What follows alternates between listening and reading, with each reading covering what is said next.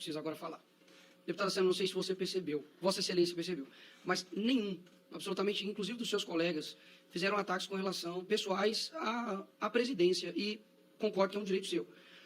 Então, semana pesada aí com essa sessão aí que foi o que mais foi falado aí, a primeira sessão do Nicolas aí na Comissão da Educação. Eu separei aí uns cortes aí pesados, outros leves, né? Aqueles cordeiros, né? Os cordeiros que a gente sabe que não tem pé, só tem a pele de cordeiro. Na verdade são lobos, beleza? Separei alguns cortes aí pra vocês. Curtam aí, comentem e compartilhem. Valeu? Assista aí. Hoje aqui, todo mundo quer falar, eu entendo como se fosse o primeiro dia de aula, fala seu nome, o que veio fazer aqui, não tem problema. Para a população brasileira, o primeiro deles é a discussão do Plano Nacional de Educação, que nos próximos 10 anos vai definir as diretrizes da educação básica brasileira, sobre a qual nós vamos nos dedicar muito aqui no Congresso, mas sobretudo na sociedade, que é a mais interessada para que a educação pública brasileira de fato funcione e atenda todas as expectativas e necessidades. Mas tem um tema que me preocupa muito, eu queria fazer uma sugestão, presidente, para que a gente possa ouvir aquele que foi nomeado como relator da proposta do novo ensino médio, que é o Mendonça Filho. Acabei não protocolando formalmente esse pedido, mas eu gostaria de fazer o pedido à Vossa Excelência e aos demais membros também dessa nossa comissão, porque houve um boato, né, uma informação extraoficial, mas a gente sabe que os boatos aqui na Câmara sempre têm um fundo de realidade, de que em breve, provavelmente na próxima semana, o projeto do novo ensino médio 2.0, repaginado, porque o relatório, da forma como foi apresentado, é bem semelhante à tragédia do que foi a reforma do ensino médio, que causou muito mal para os nossos estudantes, que aprofundou as desigualdades, que reduziu a carga horária das disciplinas obrigatórias, precarizou o trabalho dos professores, obrigando eles a ministrar disciplinas que não dizem respeito a uma formação digna para os nossos alunos e acabou com o conceito de notório saber. Enfim, esse relatório é muito semelhante, mas é inadmissível que a gente vote ele, vá à votação na próxima semana do plenário, sem que a gente possa inquirir, dialogar e debater com o relator dele. Então, eu queria fazer essa proposta para que ele possa ser ouvido no início da nossa próxima reunião aqui da Comissão de Educação, porque não é um tema menor, tem muitas entidades, professores, estudantes acompanhando e gostariam também de que esse debate pudesse ser feito, né, das reivindicações das diferentes categorias que, infelizmente, não foram atendidas nesse novo relatório. Uma segunda temática é que eu queria saudar o governo federal pelo anúncio das mais de 100 novas unidades de institutos federais. Acho que é fundamental um processo de interiorização, de aumento da qualidade da educação para os nossos jovens, mas, ao mesmo tempo, eu também quero saudar os servidores dos institutos federais brasileiros que, nesse momento, se encontram em greve, em mobilização. São mais de 30 que estão em greves entre institutos federais e universidades e mais de 50 que estão em mobilização por melhoria das condições de trabalho, por um reajuste salarial digno, porque esse ano foi oferecido 0%, e eu, como trabalhadora, não acho isso uma questão razoável, principalmente diante das necessidades da população brasileira, do encarecimento dos preços, e que a mobilização possa ser frutífera e vitoriosa. Também saudar os servidores municipais de São Paulo, principalmente aqueles que são da educação, considerando essa nossa comissão, que também tiraram greve a partir do dia de hoje contra as políticas e os ataques do atual prefeito, Ricardo Nunes. Para concluir, presidente, te peço só mais 30 segundos, perdão que eu acabei me estendendo,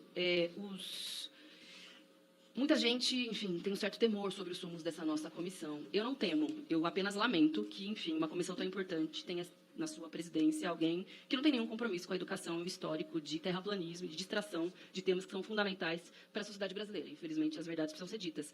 Mas não temo definitivamente, porque eu acho que a sessão no dia de hoje ela dá um demonstrativo de que não é tão simples. Mexer com a educação pública brasileira não é tão simples. Criar distrações numa correlação de forças que não é favorável para aqueles que não acreditam na educação e não é tão simples lidar com a força e com a realidade da educação pública brasileira. O último que tentou fazer isso na presidência da República está inelegível e daqui a pouco vai estar preso. Então, que fique de alerta para além do seu tempo ter acabado. E agradeço, presidente, a gentileza pelos 30 segundos a mais. Claro, sempre será concedido. Da extrema-direita tem que dar para nós também, não é mesmo? Eu preciso agora falar. Deputada Sena, não sei se você percebeu, Vossa Excelência percebeu, mas nenhum, absolutamente, inclusive dos seus colegas, fizeram ataques com relação pessoais à presidência e concordo que é um direito seu. Só que foi um compromisso feito por todos, inclusive eu estou feliz quanto a isso, que disseram que deixariam divergências políticas, partidárias, ideológicas, pessoais de lado.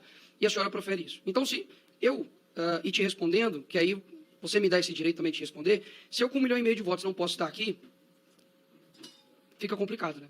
Então, a minha representação, de fato, ela é dada não por você, mas por quem votou em mim, eu estou aqui, ok? Então, nós vamos continuar da forma que nós estamos desde aqui do começo. Deputado Como eu disse, não temo, eu apenas lamento, não é mesmo? Ok, é o seu direito, eu também lamento por muitas coisas, e nem por isso eu falo. Deputado Otônio de Paula. Senhor presidente, senhores deputados, grande satisfação nós reiniciarmos as nossas atividades nesta Comissão de Educação, que de fato eu considero sim ser uma das mais importantes desta Câmara de Deputados. Considerando que principalmente estamos tratando com os futuros dos nossos jovens, e não somente os jovens, mas toda a cadeia produtiva, científica, seja escolas públicas ou privadas. Então, é de extrema importância que, de fato, a gente consiga fazer com que os trabalhos sejam encaminhados, independente de ideias, de ideologias, de posicionamentos partidários. A nossa proposta é essa, de fato, fazer um trabalho realmente de forma profissional, de forma técnica. E, claro, haverá embates, haverá discussões ideológicas, mas essa primeira fala no sentido de realmente sensibilizar a todos nós, independente do partido, que a gente consiga colaborar, de fato, com o presidente desta comissão, com os demais parlamentares, para que a gente avance nas pautas prioritárias, que tem tantos problemas que precisam ser realmente discutidos, analisados. E, mais do que isso, propor soluções. Porque não adianta ficar apenas apontando falhas, apontando problemas, e não vir com as soluções propostas. Eu tenho ficado, senhor presidente, muito preocupado, inclusive, com recentes declarações de alguns parlamentares da esquerda, especialmente do PCdoB, PSOL, essa galera comunista, que tem tentado a todo momento frear, obviamente, o avanço do que eles chamam da extrema-direita, do bolsonarismo, especialmente nas igrejas. Estão querendo aqui limitar, inclusive, aonde e quando nós podemos fazer posicionamentos políticos. É mais uma clara e evidente posição de ditadura, porque eles acham que nós vivemos em uma democracia, falam o tempo inteiro em liberdade, falam o tempo todo em uma série de direitos e garantias fundamentais, mas eles mesmos não condenam países que veementemente aqui são defendidos. Venezuela, Cuba, Nicarágua, Coreia do Norte, tem acontecido diversas questões contra as liberdades, contra a democracia, e aqui ninguém fala. E aí é fácil apontar o dedo para o outro, é fácil apontar o dedo para o outro lado, mas não fala de si mesmo e daqueles que eles veementemente defendem aqui nesse parlamento, nos vários pronunciamentos que são feitos pela Casa. Eu queria aproveitar o ensejo, senhor presidente, já no início dessas atividades aqui na Comissão de Educação, e fazer uma nota de repúdio aqui, a fala do governador Jerônimo, que depois que falou, depois do que disse o que disse, tentou, se é que existe dizer, tentou desfazer a fala dele na rede, dizendo que o professor, a escola que reprova o aluno, é autoritário, é fascismo, é preconceito. E aí tentou depois via público dizer que não foi muito bem assim, mas o próprio PCdoB, lá na Bahia, inclusive, postou, inclusive, notas de repúdio contra esta fala do governador. Então, até que, enfim, parece que houve uma luz, parece que houve um entendimento de que também não pode ser possível um governador simplesmente dizer, que, através de uma portaria, que todo aluno que seja reprovado em até 5 matérias, que ele poderá avançar no curso seguinte. E aí, da forma como foi dito, e todo mundo, todo o Brasil viu e assistiu às falas dele, entendeu muito claramente.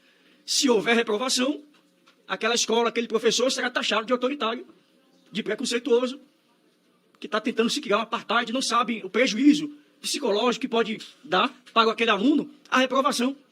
Mas não cabe ao professor essa decisão de aprovar ou não cabe a um conselho, que já foi definido, inclusive, que vai avaliar, inclusive, se aquele aluno preencheu todos os pré-requisitos para avançar ou não no curso seguinte. Por que o governador tem que se meter nisso? Intimidando professores, ameaçando.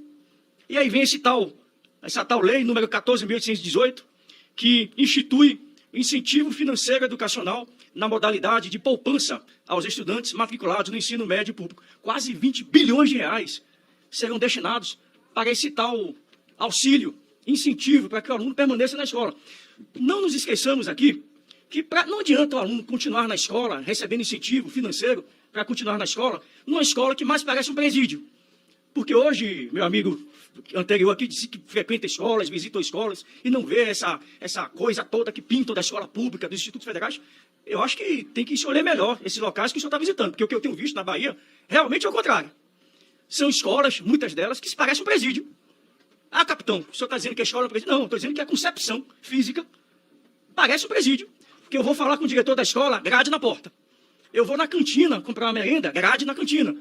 Eu vou na sala de aula, tem lá ar-condicionado, tem um televisor, tem um data show, grade para não levar equipamento.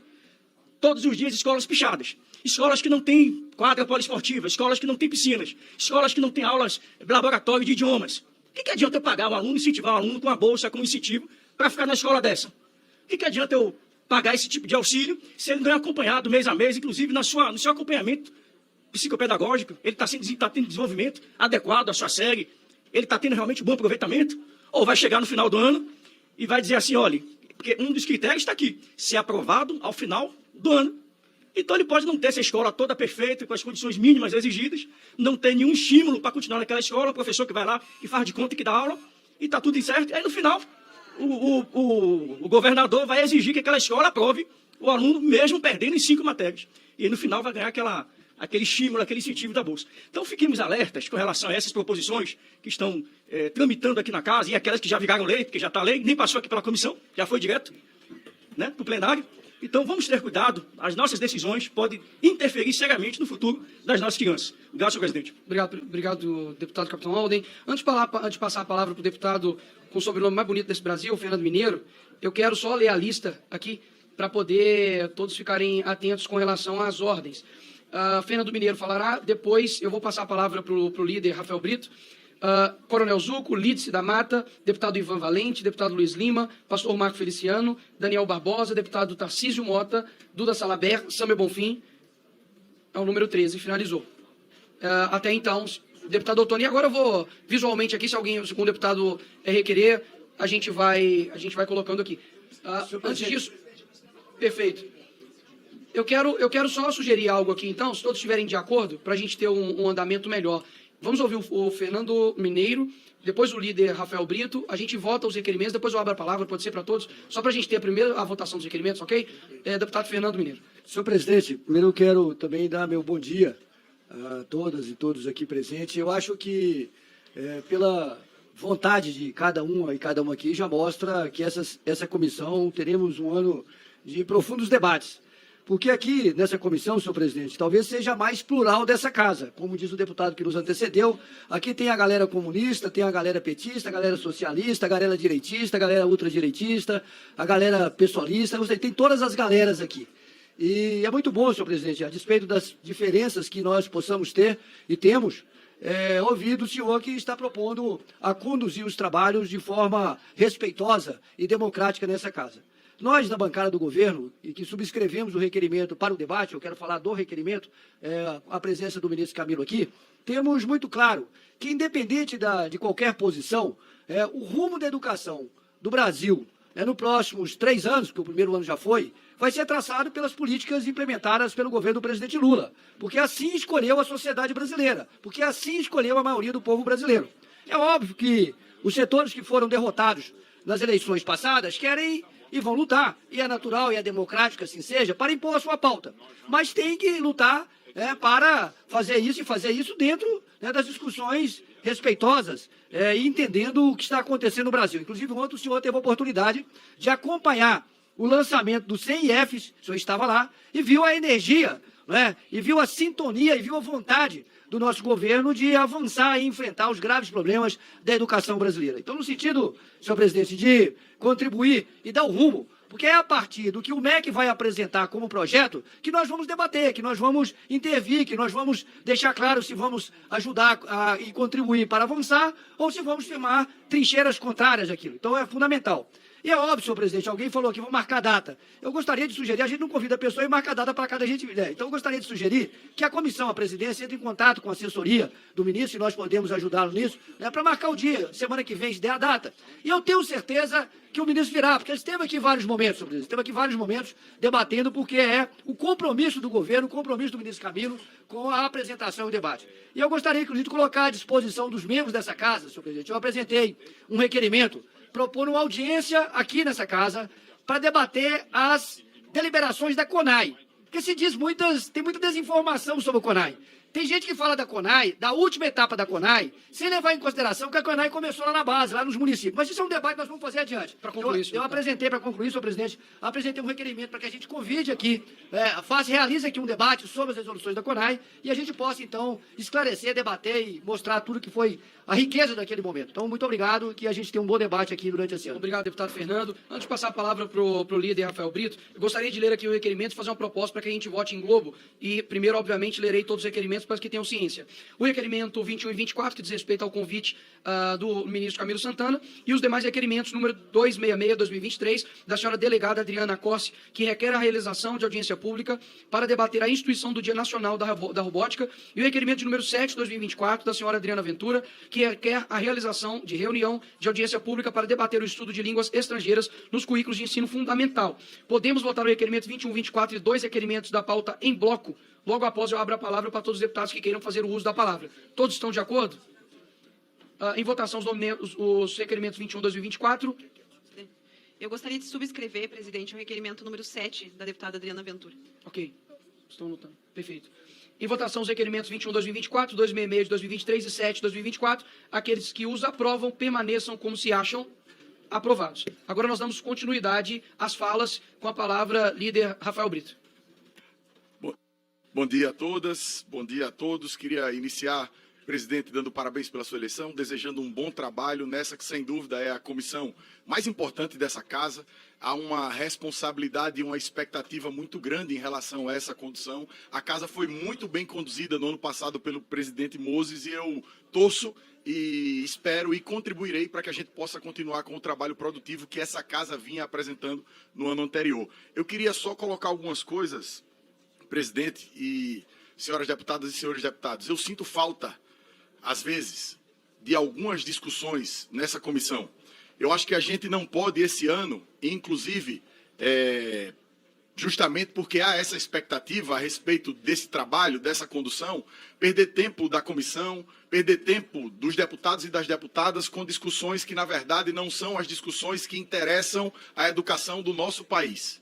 Há uma diferença muito grande na discussão que interessa a rede social, na discussão que gera engajamento de rede social e na discussão que, na verdade, muda a vida das pessoas que estão precisando.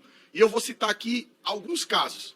Eu queria muito, presidente, durante esse ano, ouvir, votar e participar de discussões sobre o Programa Nacional da Alimentação Escolar, o PNAE. Há uma série de projetos a respeito desse tema. Reajuste automático, a novo financiamento, aumento de valor. Eu acho que isso é importante e eu vou dizer por quê. Nesse exato momento que a gente está aqui sentado e discutindo, às vezes, coisas que não são importantes, 37,7 milhões de alunos em todo o nosso país da educação básica pública participam do Programa Nacional da Alimentação Escolar. Deles, a grande maioria tem na alimentação escolar ou a principal ou a única refeição do seu dia. E a gente aqui cobra índice, meta, IDEB, a gente cobra prova SAEB, Enem, resultado. Como é que a gente vai cobrar resultado e aprendizagem de um aluno que está passando fome? Como a gente cobra que o aluno saia bem em português, em matemática, que saiba e se alfabetize na idade certa, se ele está com a barriga vazia e com o estômago roncando? E o valor do PNAE hoje, e reconheço que o MEC fez um grande avanço, porque há 10 anos o PNAE não era reajustado, é de 50 centavos por refeição por aluno. Quem aqui consegue fazer uma refeição com 50 centavos? O que é que dá para comer com 50 centavos? A gente viu no ano passado e no ano retrasado uma série de reportagens, inclusive, professor Reginaldo Veras, com escolas aqui do Distrito Federal, em que as crianças dividiam um ovo na alimentação. Dividiam um ovo cozido na hora da alimentação. São 38 milhões de alunos aproximadamente. É uma Argentina, quase uma Argentina. E a gente, às vezes, perde o nosso tempo com discussões que não são importantes para a vida do cidadão. Falo de outro assunto mais rapidamente. Água potável nas escolas. Nesse exato momento, 1.373.000 alunos estão estudando em escolas que não têm abastecimento de água potável. São quase 8.000 escolas em todos os estados do nosso país, todos os estados do nosso país. Além das escolas que não têm abastecimento de água potável, a gente tem outras 3.000 escolas que nem abastecimento de água têm. São 330.000 alunos que estão estudando nesse momento em escola que nem abastecimento de água tem. Vamos falar de banheiro, já que a gente às vezes fala de banheiro de forma errada, confundindo a conversa. Existem nesse momento 4.986 escolas no Brasil inteiro que não têm banheiro. Não tem banheiro. São 440 mil estudantes que estão estudando nesse momento em escola que não tem banheiro. Vamos falar de valorização profissional. Há uma série de municípios em todo o nosso país que nem cumprem o piso do magistério. Há um projeto de lei aqui importante para a gente votar, que cria o piso dos outros profissionais da educação que são também importantes. A gente precisa votar e encarar esse desafio. E aí, para que a gente não fale que tem professor que vai lá e dá aula de qualquer jeito, isso não é verdade. Pelo contrário, o professor dá aula com muito amor, com muito orgulho e enfrenta uma série de dificuldades para conseguir dar aula. Então não é justo que a gente gaste o nosso tempo e o que precisa para mudar a vida das pessoas com conversa de rede social. Essa que é a grande verdade e é o seu grande desafio, presidente, durante a condução dos trabalhos desse ano, dessa comissão. Quanto mais se politizar o discurso, mais perde a população pobre do nosso país.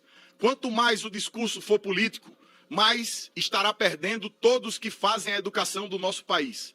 Quanto mais a gente perder e gastar o nosso tempo com os assuntos que não são importantes para a vida do cidadão, mais a gente vai estar desperdiçando, como o senhor mesmo falou, dinheiro público com essa comissão. Ainda falta a gente falar de creches, falta falar de fiéis, falta falar do orçamento das universidades federais, dos institutos federais, falta falar do pé de meia, que começará a pagar agora no dia 26 de março. E eu ouvi já pessoas falarem, não aqui, em outras oportunidades, aqui na Câmara, que é um absurdo pagar aluno para estudar. É um absurdo pagar aluno para estudar, é um absurdo pagar os nossos filhos para estudar. Mas o filho do pobre que está com fome não é absurdo. O concorrente do ensino médio no nosso país e em qualquer país pobre é a fome. É a capacidade que esse aluno tem de trabalhar, fazer qualquer coisa, carregar um carro numa feira, ajudar uma família em qualquer coisa para que ele possa se alimentar. Então o pé de meia é uma conquista da sociedade e eu tenho dito em todo canto que é o principal investimento que a sociedade do presente está fazendo agora na sociedade do futuro. A gente perde por ano, a educação perde por ano 500 mil jovens que saem do ensino médio, e em sua grande maioria não é porque a escola não é conectada, não é porque não tem equipamentos digitais, não é porque ele não gosta da aula do professor, eles saem para comer, para cuidar de um irmão, saem para ajudar a família. Esse é o Brasil de verdade. Essa é a educação que a gente precisa discutir aqui esse ano e nos próximos anos. Não é a educação da bolha, da curtida, do comentário, não é a educação do engajamento, é a educação de 38 milhões de alunos só na educação básica, na rede pública, que estão, nesse exato momento, dependendo do que nós faremos daqui para frente. Então, esse é meu apelo, presidente. Conte com a nossa ajuda.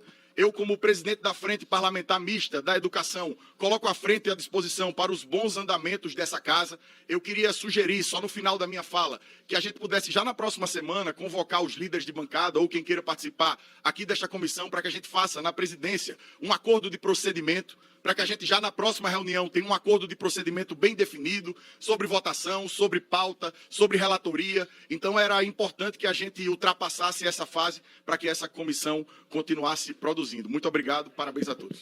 Obrigado. E aí, o que é que vocês acharam, galera, desses cortes aí? E aí, Nicolas vai ter um trabalho pesado ou vai ter um trabalho leve aí com essa comissão aí? Pelo que a gente tá vendo aí, a galera se comprometeu aí a não rolar ataques, né? Que não tenha se ataques, não se baixe o nível, né, das sessões. Mas não tem jeito, né? A esquerdalha não tem jeito de respeitar nenhuma regra. Beleza? O cara tá lá, mas o cara é o presidente da sessão, cara. Tem que respeitar. Mas a gente viu que tem um outro que não consegue se segurar e vai pra cima de Nicolas. Mas ainda bem que o cara tá preparado. Apesar da pouca idade, é um cara que tá preparadíssimo pra qualquer tipo de debate. Beleza? Se gostou aí, comenta, curte, compartilha, faz qualquer coisa pra ajudar a gente. Valeu, até o próximo vídeo.